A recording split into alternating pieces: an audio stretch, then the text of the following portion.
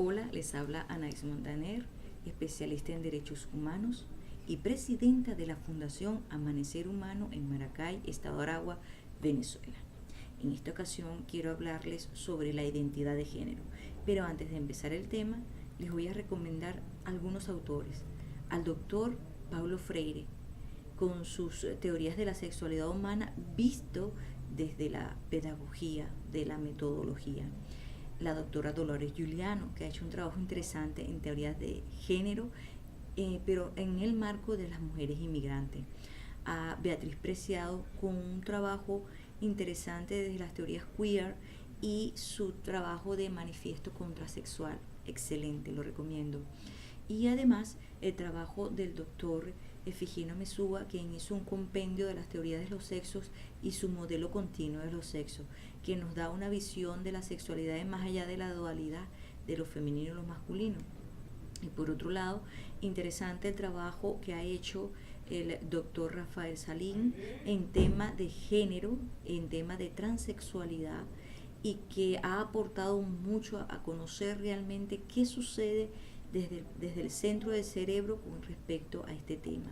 Y por último, a la doctora Nelsa Curbelo con sus trabajos de intervención social. Excelente. Los recomiendo para poder profundizar en estas pequeñas nociones que vamos a empezar con respecto a la identidad de género.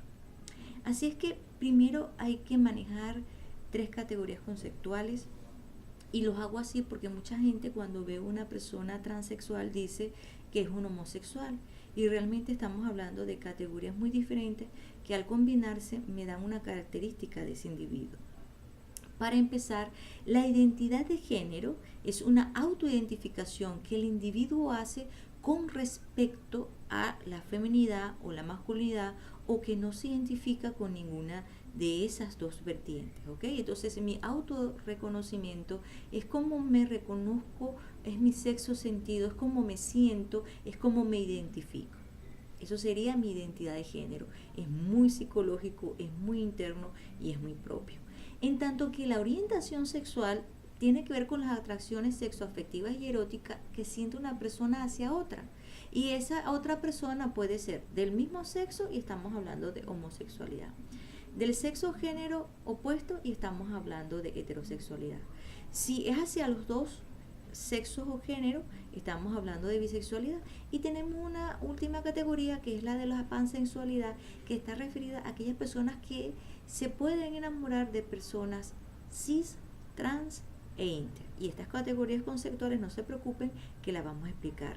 Su atracción sexoafectiva y erótica es hacia cualquier persona, indistintamente de su identidad de género y indistintamente de su orientación sexual. En tanto que la expresión de género tiene que ver con el comportamiento observable. Es esa voz, es la entonación de la voz, son los gestos, es la manera de vestirse, es ese comportamiento que me da una referencia, no precisa, una referencia de cómo esa persona quiere ser tratada desde lo que es la identidad de género. Ok, estoy diciendo que es una referencia, no es muy certera, pero sí nos da una idea más o menos de cómo esa persona quiere ser tratada de esas feminidades y esas masculinidades, o cómo se está autoidentificando, pero no es 100% confiable. Simplemente nos dice cómo esa expresión de género puede ser femenina, puede ser masculina, puede ser ambigua. Así que esa expresión de género puede ser concordante o no con su sexo biológico o no, ¿ok? Entonces aquí luego haremos una explicación de eso de cis, trans e inter, para que ustedes tengan más claro esos temas. En cuanto a la definición, me atreví a utilizar las propias palabras del doctor Rafael Salín, quien dice, y me atrevo a leerlo: la identidad de género es una autoidentificación que no puede ser atribuida a otros.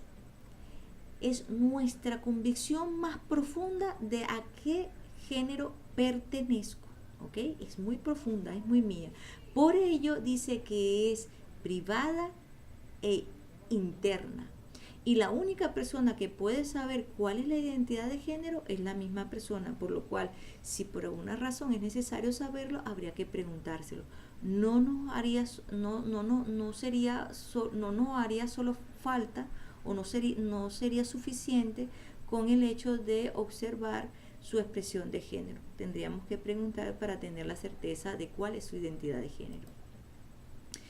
El doctor Pascual Salín nos dijo que el centro de la identidad de género de un individuo está en el hipotálamo. Y además en sus estudios él hace referencia a que hasta la semana 12 el feto es un feto femenino. Y ese feto femenino empieza a hacer unas diferencias sexuales a partir de la semana 14, cuando por acción de los cromosomas empiezan a aparecer los testículos, los genitales, y entonces empieza esa diferenciación sexual del feto. Aquí es donde pudiera producirse ciertas alteraciones, donde el doctor Pascual Salín afirma que está el sustento científico de la aparición de la transexualidad, de la transgeneridad, desde el punto de vista de ese centro y del hipotálamo, que puede no corresponderse a lo que está sucediendo en esa diferenciación sexual gonadal del feto. Para explicar un poquito mejor este tema de las categorías que existen dentro de la identidad de género, vamos a hablar que existen dos categorías bien grandes, que sería la categoría de la dualidad y la categoría de la ambigüedad. En la categoría de la dualidad vamos a encontrar dos grandes subcategorías, que son los cis y son los trans. Cuando hablamos de cis, hablamos de personas que son concordantes, y cuando hablamos de trans, hablamos de personas que son discordantes. Pero concordantes y discordantes, ¿a qué? Entonces vamos a analizar la tabla. Cuando una persona es cisexual es porque su identidad de género es concordante al sexo biológico que le fue asignado al nacer. Es decir, nació biológicamente varón y se siente identificado, se autoidentifica como hombre, como masculino, como varón. En tanto que los cisgéneros son aquellas cuya identidad de género es concordante con el género socialmente asignado al nacer. Fíjense bien que los cisexuales, la concordancia está con el sexo biológico, y los cisgéneros, la concordancia está con el género socialmente asignado al nacer. ¿Okay? Una vez que el médico dice que fue un niño, los padres automáticamente le asignan un rol social de macho, de varón, de masculino. ¿Okay? Entonces habría que ver si la persona es concordante con ese género socialmente asignado al nacer. En otra subcategoría de la dualidad están los trans, como dijimos, que son discordantes.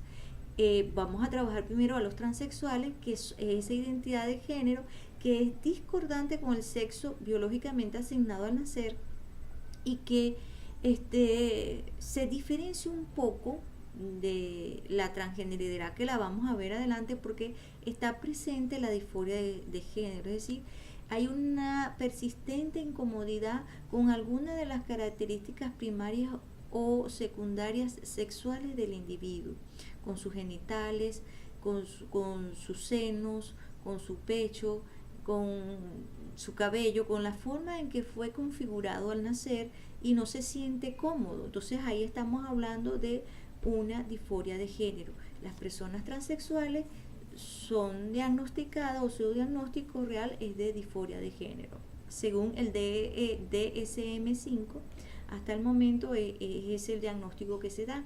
En tanto que en las personas transexuales hay esa discordancia entre el sexo psicológico y el sexo biológico al nacer, pero no sienten una necesidad o una aversión a sus características sexuales primarias o secundarias. Por otro lado, en la otra categoría tenemos a las personas ambiguas, y estas personas ambiguas está dividida en otra subcategoría, que son las interpersonas o las personas inter. Estas personas inter también están subidas en dos, que son los intersexuales, los que generalmente la gente conoce como los hermafroditas, es decir, una persona que nace con unos pseudogenitales, un genital verdadero o con alguna configuración genética, endocrina que pudiera no ser muy claro que si es femenino o es masculino, pudiera a simple vista verse como si estuvieran presentes los dos, por eso que se llama ambiguo, pero es desde el punto de vista de la construcción física. En tanto que la transgeneridad es más o menos lo mismo, pero desde la construcción psicológica, de la construcción social. Esas personas que tienen un sexo asignado al nacer, pero que no se identifican ni como mujeres ni como hombres, o como una mezcla de esas feminidades y esas masculinidades. En este momento vamos a trabajar nada más con la categoría de la dualidad, donde tenemos los cis y los trans. Y fíjense que cuando una persona es asignado biológicamente hombre al nacer, que son los machos, y esa persona biológicamente asignado como biohombre se siente o se identifica, se autorreconoce como hombre, como masculino, estamos hablando que socialmente lo reconocemos como hombre. Pero aquellos hombres, aquellos biohombres que se sienten o se identifican como mujeres femeninas, se les denominan transfemeninos. Son mujeres con genitales masculinos. En tanto que las biomujeres también pueden ser, pueden identificarse como mujeres, y eso le llamaremos mujeres.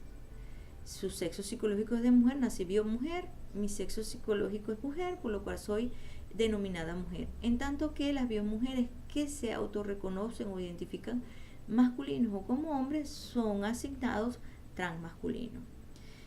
Como ejercicio les dejo una tablita en el cual ustedes van a construirla y pudieran usar ustedes mismos su propio ejemplo, usar otros ejemplos e ir construyendo la tabla.